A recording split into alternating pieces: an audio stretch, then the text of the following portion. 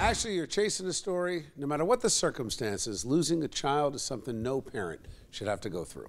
What do you got?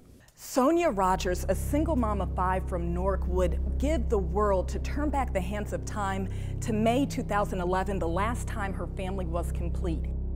It's hard to fathom that she lost not one, but all 3 of her sons to gun violence within a span of 3 years. Anthony and Antoine were just 21 years old, and her youngest son, Tyquan, was 20 years old. She says her life is a calendar of just painful memories. Every day is hard because you're a parent and you bear children and they're no longer here.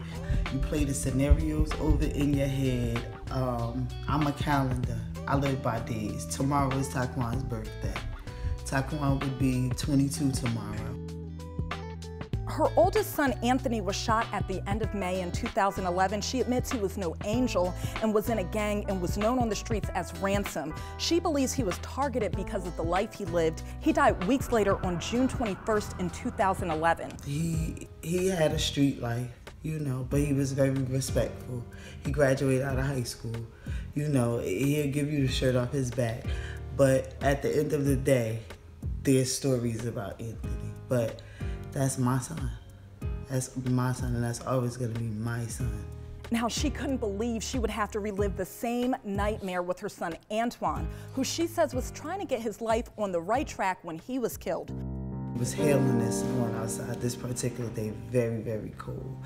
And I sat right there in that chair. He came in the house about 7, and about maybe like 30 minutes later, someone came and told me what happened to him. Sonia says she doesn't want a pity party. She says, sadly, her story is a nightmare that so many parents in Newark have to live through every day. I'm not the only person in my city that's here that has lost children, and that's the sad part about it. I have friends that's home right now that's going through the same thing, and I feel so bad for them.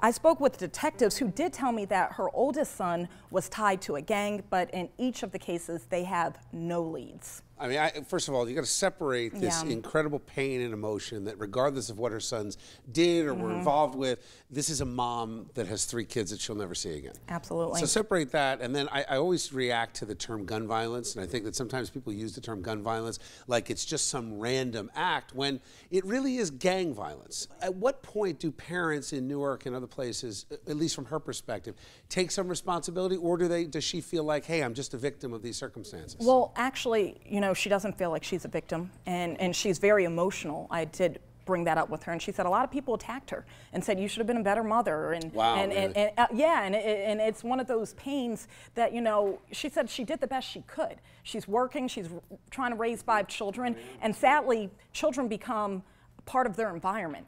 When it comes to Newark, it's really unfortunate. I mean, they have Mayor Ras Baraka. He's supposed to have, you know, brought a new page to Newark, but clearly that's not happening. Well, Sabil, to that point, though, I mean, we did tour the streets of Newark. You know, and I know Anthony Ambrose is the public safety director, and to defend Ras Baraka for a minute, the reality is he not only the community policing, but what they call quality of life policing, and they're going door to door, and they are doing exactly what you're saying. And actually, crime is starting to get a little better. But again, it's like it's such a huge problem. But the big striking thing for me is that the neighborhoods are embracing the cop presence. It's not what you hear on the news every night. They're really embracing it, and there is a positive, there's a light at the end of that tunnel.